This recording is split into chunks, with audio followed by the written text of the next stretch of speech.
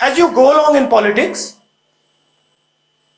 and especially if you're searching, there are many politicians who are just interested in power. That is the only thing they're searching for, right? सुबह उठते हैं, कहते हैं भैया सत्ता कैसे मिलेगी, रात तक मतलब वही करते हैं, फिर सो जाते हैं, फिर कहते हैं भैया अगले दिन उठ के कहते हैं सत्ता कैसे मिलेगी, हैं?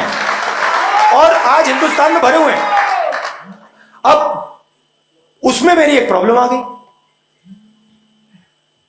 अजीब सी बात है, मैं सत्ता के बीच में पैदा हुआ, बिल्कुल बीच में,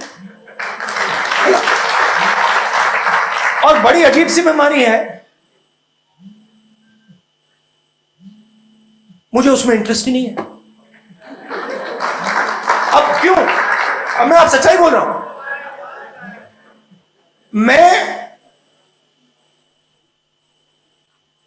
मैं रात को सोता हूं,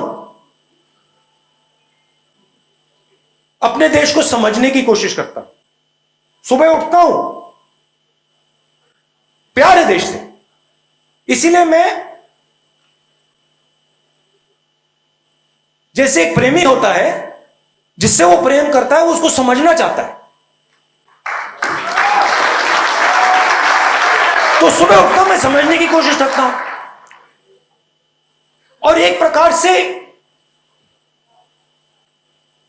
मैं भीख मंगा हूं। नहीं, सुनो, क्यों? क्योंकि मेरे देश ने बिना कोई कारण पूरा का पूरा प्यार मुझे दे दिया। तो मैं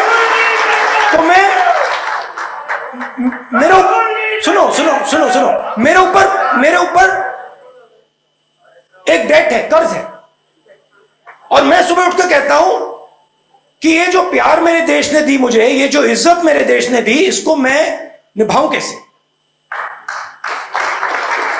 अच्छा, देश ने सिर्फ मुझे प्यार नहीं दिया,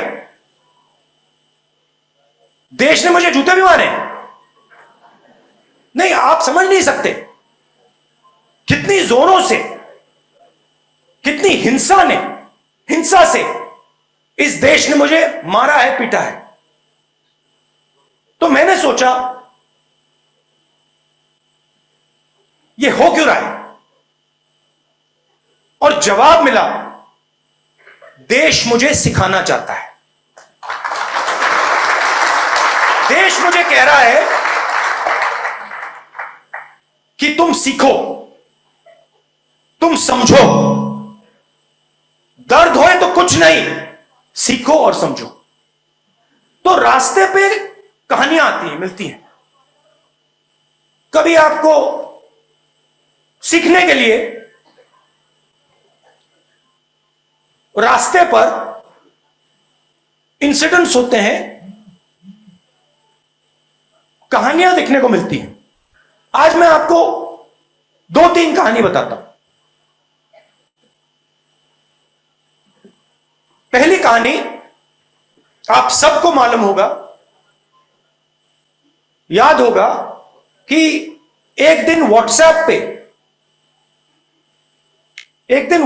पे वीडियो दिखा, जिसपे उना में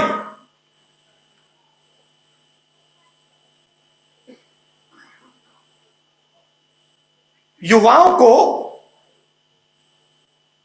लाठी से पीटा जा रहा था। याद है आपको?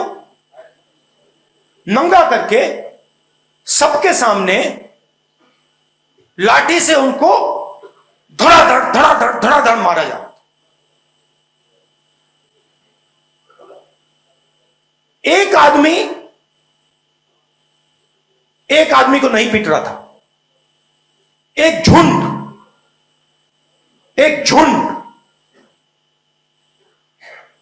पिटाई कर रहा था। याद है आपको?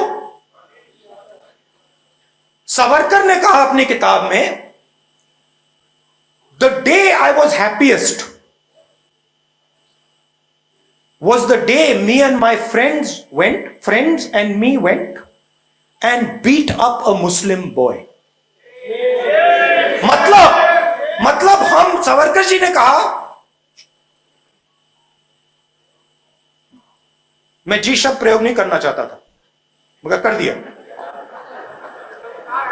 संस्कार है। मगर इंस्टीट्यूशन के बिना कॉन्स्टिट्यूशन का कोई मतलब नहीं है। हम यहां कॉन्स्टिट्यूशन लिए घूम रहे हैं। आप कहते हो कॉन्स्टिट्यूशन की रक्षा करनी है, मैं कहता हूं कॉन्स्टिट्यूशन की रक्षा करनी है, मगर कॉन्स्टिट्यूशन को इंप्लीमेंट कैसे किया जाता है? इंस्टीट्यूशन से।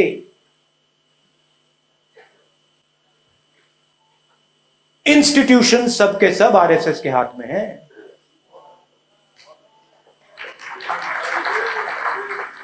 इंस्टीट्यूशन आपके और हमारे हाथ में नहीं है।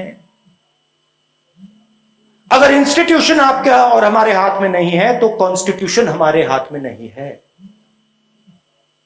और ये कोई नया आक्रमण नहीं है।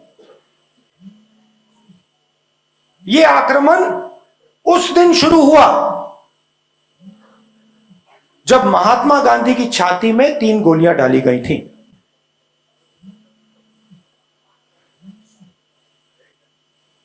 अंबेडकर जी हैं। अंबेडकर जी ने कॉन्स्टिट्यूशन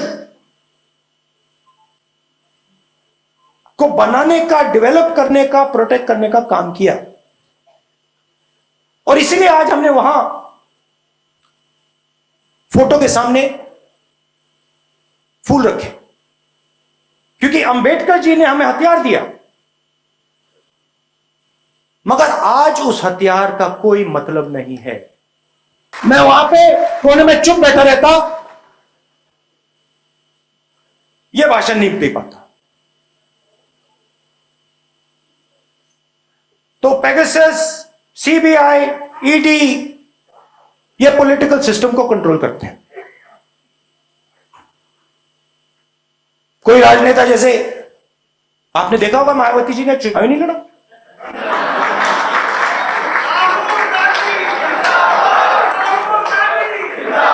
हमने मायावती जी को मैसेज दिया, अलायंस करिए, चीफ मिनिस्टर बनिए। बात तक नहीं की, बात तक नहीं की। जिन लोगों ने, कांशीराम जी ने, रिस्पेक्ट करता हूं मैं, खून पसीना देके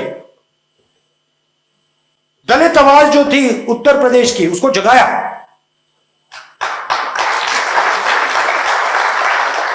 कांग्रेस का नुकसान हुआ, वो अलग बात है, मगर उस आवाज को जगाया। आज मायावती जी कहती हैं कि मैं उस आवाज के लिए लड़ूंगी नहीं, खुला रास्ता दे दिया। क्यों? CBI, ED, Pegasus,